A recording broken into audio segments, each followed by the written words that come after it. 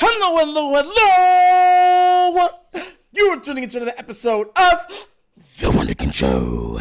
Today's second topic, Chris Sims finishes his top 50 quarterbacks in the NFL. Look. Looking at this list, I sit back and I'm like, what did you expect? Right? You get to a point as a Raven fan, as a Lamar fan, that nothing surprises you anymore. Nothing. People, when they come to Lamar, they contradict themselves. They make new rules. They take away or diminish everything he's achieved and then make lists to then say, well, this is where I have him, right? So what I'm going to do is I'm going to show you where he actually has him, because here's the list right here. And look what he put over his name. Like, are you serious? I want y'all to see that real quick. Like, think about this real quick. So you got Patrick Mahomes is legendary. Josh Allen and Joe Burrow are unicorns. And then, of course, Lamar Jackson is, okay, well, yeah. Make it make sense, bruh. Oh, my gosh. So this man pretty much comes out and gives reasons why he doesn't believe that Lamar is higher, even though he's like, oh, he's amazing. He does a lot of great things, and Lamar's fourth on this list. Right? Let me make something very clear. There should be no list in the NFL right now that Lamar Jackson is for. Heck, there should not be a list where he's number 3. The only place where you could put Lamar Jackson right now in this league when ranking these guys is number 2. He's been to an AFC Championship game. He's a 2-time league MVP. He's led the league in passing touchdowns. Like, what are we even talking about? And what I'm going to do is I'm going to play the audio of him, right? Because Chris Sims goes in. Like, he tells you what he thinks.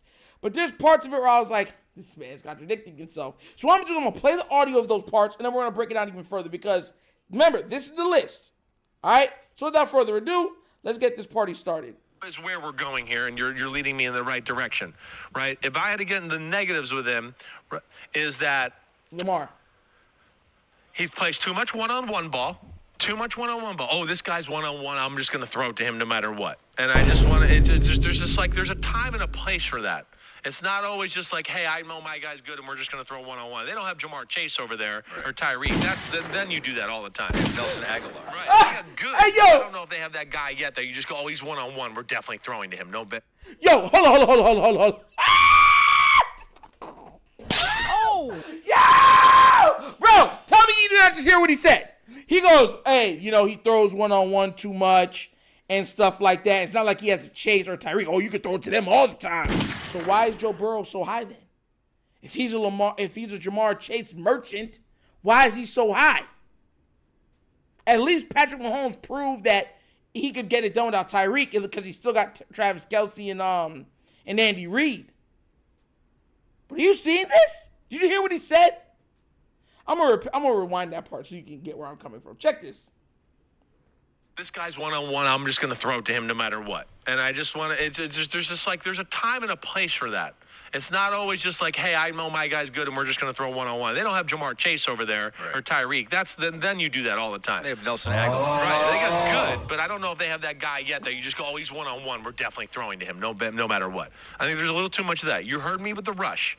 The rush, for sure. There's moments where he can go, and a lot of these top guys can be like this. So this is not just negative on him. Sure. But he can be, yes, we have moments in games where you go, oh, man, his eyes are not downfield, right? And he is totally looking at the rush too much. Now, he's one of those guys, too, that has that gift of being able to see the rush and get completions down the field, right? And that's incredible. But what you see really in the games, he struggles and stuff like that again, and this has kind of been a thing for 2 or 3 years.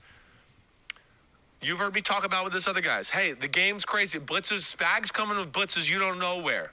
You got to be prepared. What's your what-if plan? Wait, what if this comes and I'm not prepared? Where can I get the ball out quickly? I want to say something on that too, right?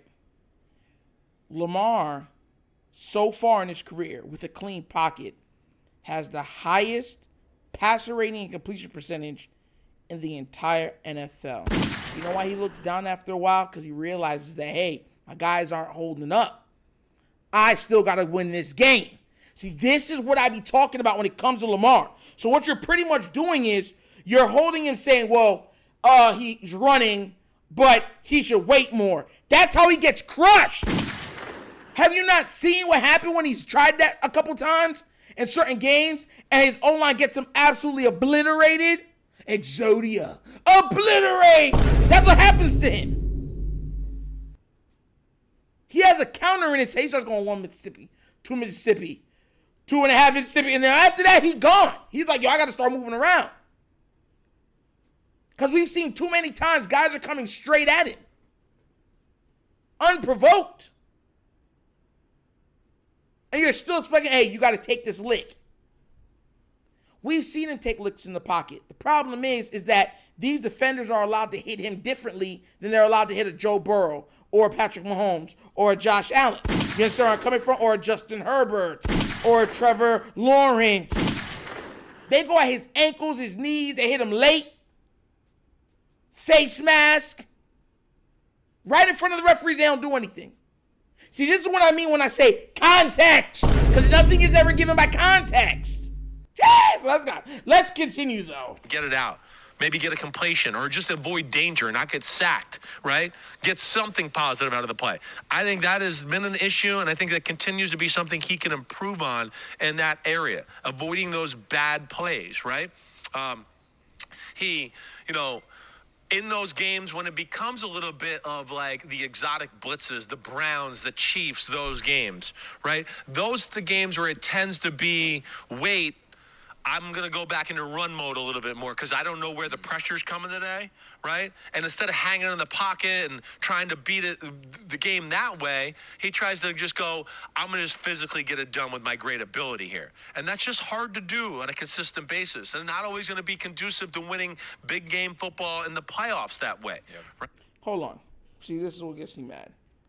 Wasn't it just the last playoff game that we watched that everybody said he should have been running more? Right? Is that the game that everyone said he should have been taking off more? Now you're saying that he does that too much, even though if he would have did that, they probably would have scored another 2 or 3 times in the last game that they played in the AFC Championship game. But now you're saying that no, you shouldn't have done that also? Bro, this is my problem with the media.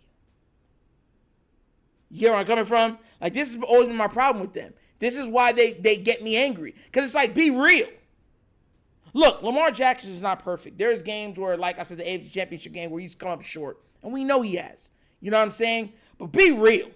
Like, be real. Even being like, oh, he stares down this guy so much, too much, and but these other guys are better than him. It's like, bro, it's because he doesn't have those guys on the outside yet that could do that. Your deep offense changes when you could do that. He doesn't have an A.J. Brown. He doesn't have a Jamar Chase. He doesn't have a Tyreek Hill. He darn sure don't have no Travis Kelce. Like, what are we talking about here? He's expected to, no matter what happens, get the job done. If your O-line's not blocking, dip, dive, duck, and dodge. And then if you can, make the throw. And then if his guys aren't catching, do the run. It's like, bro, come on now, man. That's why I be looking at these lists and I be like, bro, y'all make no sense.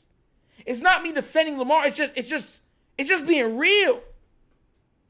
Like, what you sit there and be, oh, Joe Burrow is so amazing. He's so great. And then come out and say, well, he has a guy he can throw the ball to at any downs, and he's open. Oh, yeah, he's so amazing. Well, come on now, bro. Come on now, bro. Come on now, man. And that's what I mean by context. Yo, they got me real mad right now. They got me hurting. Bro, I swear, bro. Like, I can't with these people sometimes, bro. You don't put this man at number 4, Joe Burrow and Josh Allen over him. Come on now, man. Yo, bro, I can't make this stuff up. But that's the list that came out. Another top QB list. Lamar at number 4. Mind you, a 2-time MVP. Been to an AFC Championship game. Has had the best record in the NFL twice. Has led the league in passing touchdowns. He's only ranked 4th. All doing those things that I just named without a true number one receiver. These other guys along their careers have had multiple, except for Josh. They've had multiple number one receivers on their team. Like, what's his name? Matthew Stafford got Puka Nacua, and he got what's his name? The guy that won the Triple Crown a couple things back, a couple seasons back. Justin Herbert had 2 legit number ones. Joe Burrow had the best 3 receivers, you know what I'm saying, trio in the league. Like, that's the and you hold them to such higher regard. It's like their bad throws are not bad throws because those guys come down with the ball. I've seen those guys throwing the double coverage. But their guy comes out with the ball and they're like, look at that throw. It's like, bro, are you serious? Or they'll just bloop, two-yard pass and that turns into a 60, 70-yard gain. And everyone's like, oh, that's called just beating them with your mind. Professor X, you're a mutant. You're an X-Men. Marvel. Like, yo, stop it. Oh, bro, I can't with y'all, bro. Yo, what do you guys think? How do you feel about this new list? And do you think that it's hypocritical to then look at Lamar like he has to do all this extra passing while then admitting that he does not have a go-to guy on the outside? Make it make sense. If you agree with me, if you don't agree with me, let you know what you think down in the comment section, please, all right? But as always, that's the episode of the Wunderkind Show. Thank you for watching. Y'all know how we get down. We have fun and we laugh. But everything we talk about rooted in what? Facts and truth. Look, guys, I'm saying this again, and I'm going to say it every episode. We are trying to get to 10,000 subscribers. Please let people know about the Wunderkind Show. Please, we're trying to get there. We're trying to build, and we're trying to go from 10,000 to 20,000, 20,000 to 30. I'm really trying to build something special over here, and you guys, I can't do it without you. So if you ever find yourself talking or wanting to introduce family to this type of content, just let them know. If everybody pitched in, one will be well over 10K, well over it. So please get that done. And if you would like to donate to this channel, help out with equipment and such stuff like that, bottom of the screen, QR codes to a Cash App. Cash App located in the description of every video that we do. Name of it is The Wunderkind Show. Super easy. Well, once again, this is The Wunderkind Show. This is your host, Nico, signing off. And as always, you know my slogan. Peace. And I am out of here. Huh? Yerp! Finish him, Daddy.